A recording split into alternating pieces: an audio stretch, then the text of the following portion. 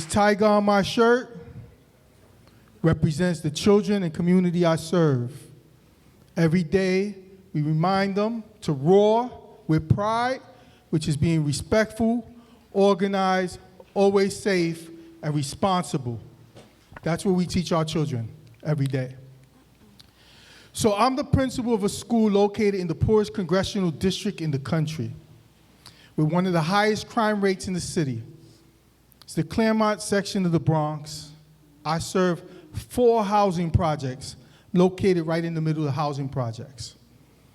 For a lot of my families, education is a 6th priority. Food, shelter, safety, health, access to technology come before education. And it's not because the families don't value education, it's because life's necessities outweigh education. Okay? Let that dig into your head. Because people want to believe that the pandemic caused all these inequities. These inequities existed way before the pandemic. Okay? The pandemic just made it more visible for people who couldn't believe what was really going on in our communities. Food, shelter, safety, access to technology, health, and then education. I recently posted on social media, if you don't feed the children, they will eat the teachers. Why I say that? Because a child that is hungry sitting in your classroom can't possibly focus on literacy and mathematics with a growling stomach. Some of our children haven't eaten on the weekends, and they're coming in on a Monday, and the first thing somebody wants to say to them is, pay attention in class. Why don't we start feeding our children, feeding our community, so then they can then focus on education? I provide snacks in my school, okay? I have a food pantry in my school. I work with restaurants to provide food for my families. Why? Because we have to make sure that we address that first thing, and that's food inequities that exist in our communities. Then I said, let me focus on safety. Safety. I have a block away from my school, I have a young lady coming home from school, not from my school, but from another school, gets shot in the back of the head. A little girl, a little boy going to his birthday party gets shot in the head. Thank God he's alive. But who deserves that? So when we talk about safety, okay, people want to do marches. I'm tired of marching. Don't invite me to a march. I will not march anymore. Don't invite me to a rally. I will not rally anymore. Let's have real solutions to the problems. Talk is cheap.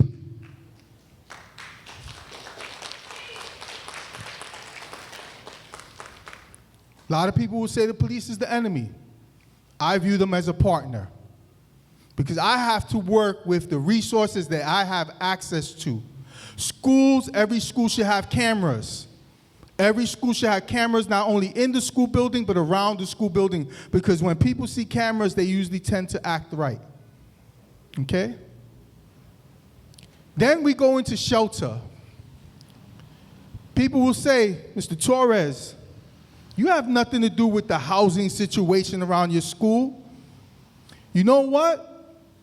Being 18 years in the same school building, serving one of the most challenging communities, if I don't focus on the shelter issues around my school, I should be fired and removed from my school building, because shelter is equally important than what I'm doing inside my building.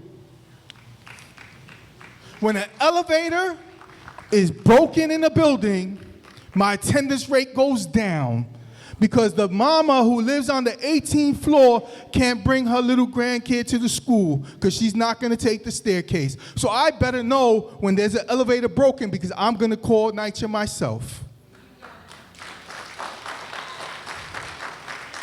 So recently there was a fire, and sadly a lot of people were killed.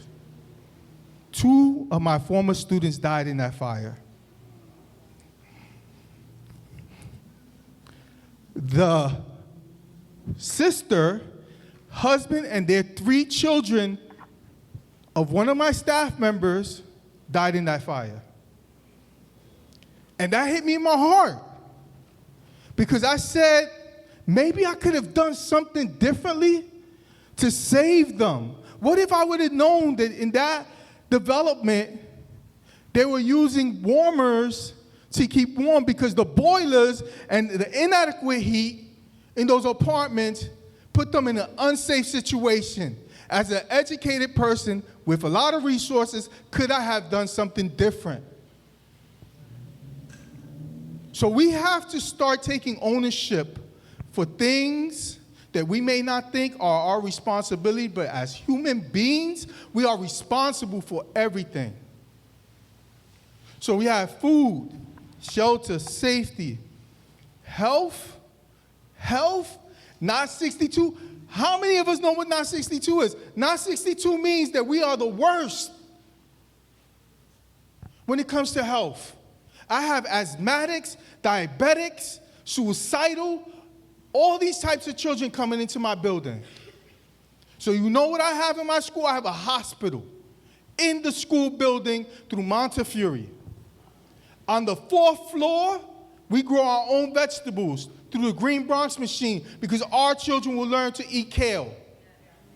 Okay? I'm about to unveil a soccer stadium in the back of the school building funded by USA Street Soccer. This is what it's about. This is what it takes.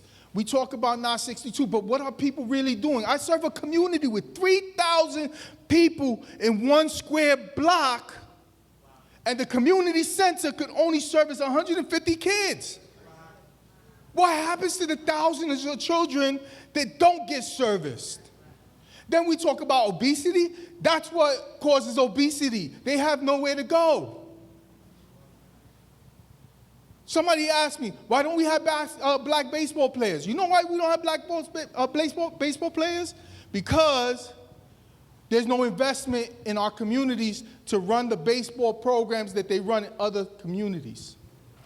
I have a baseball diamond across the street from my school that you can't even tell there's a diamond there, because now they use it as a dog park. Okay? This is the type of stuff that we have to push back. All of us here have to get involved.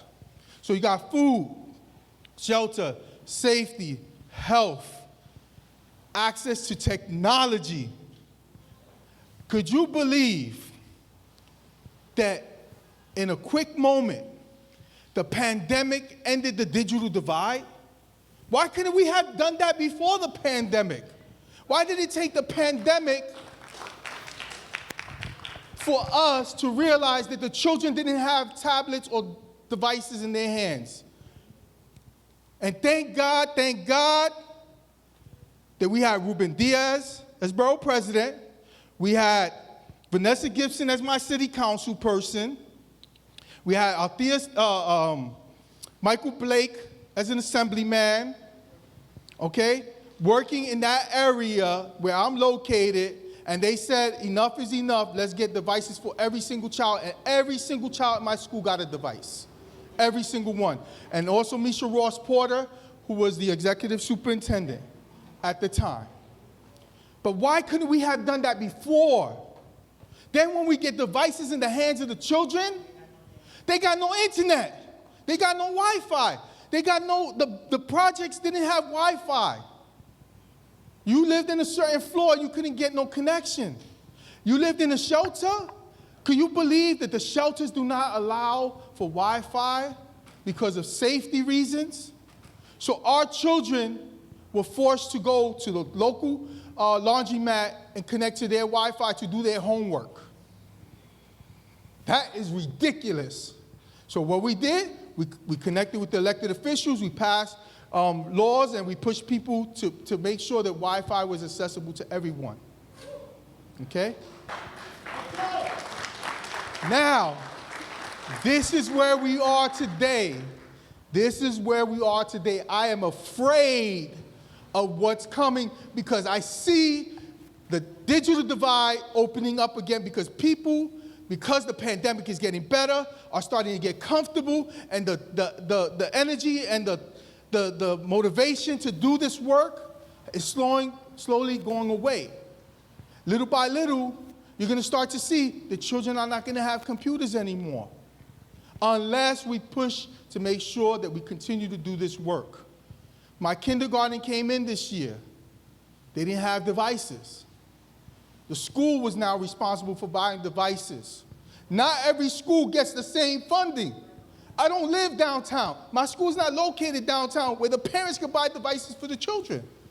So we have to make sure we continue to fight with the same energy we had when the pandemic was coming so that we can make sure all of our children have access to technology. So now once you do all of that work, then we focus on education, and this is where the real work then begins because the pipeline to prison runs smoother than the pipeline to college and career, okay? And it's mostly for our black and brown children, right? So we have to be the plumbers and dismantle that pipeline and reshift it to where it needs to go. High schools have to have a purpose. When I was going to high school had a purpose. You were either going to high school to learn and be educated and go to college, or you was going to become a mechanic, a technician, or some other career trade. Our high schools can become pipelines to the police force, to the fire department, to school construction, to other jobs that are maintained in the city, but are being given to people in New Jersey and other areas that don't even live in our city. We need to create pipelines with our own youth. You know what? I guarantee you, the unintended consequence of us creating a pipeline to the police force will be better police relations with the community. Because if our children are the police, we're going to treat them better, and we're going to respect them, and they're going to respect us the same way. So education has to have a purpose. And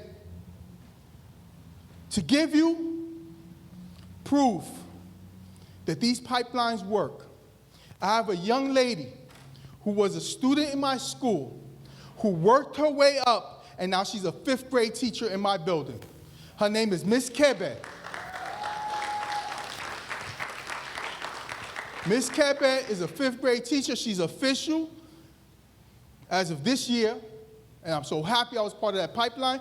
She was a product of African community, which people always like to talk down about different races and different cultures. Well, Ms. Kebe stayed focused. We created a pipeline in our school where we were pushing the African women to get educated, and then we were also doing with their children and getting them into education. Right now, I'm happy to announce I have 10 African women who work in my school as school aides, paraprofessionals, Ms. Kebe the teacher, and I recently hired my parent coordinator as an African young lady as well. Why? Because the community is an African community. The school should be reflective of the community it is located in. If that community was Bengali, I would do the same thing with Bengali. If that community was Spanish, I would do the same thing with Spanish. And sadly, when I started to make that shift, people were saying I was racist towards Hispanics. And I said, I'm Puerto Rican. How am I racist to Hispanics? What I'm doing is I'm serving my community the best way that I can. And if I have to push back on whoever I have to push back to make sure that the people who live in that community get the resources that they deserve, then I'm going to do it. So I leave you with this. My reason for doing this work is the reason why I wear this tiger, and that's Miss Kebe, who is my baby, who is now my teacher. Thank you all.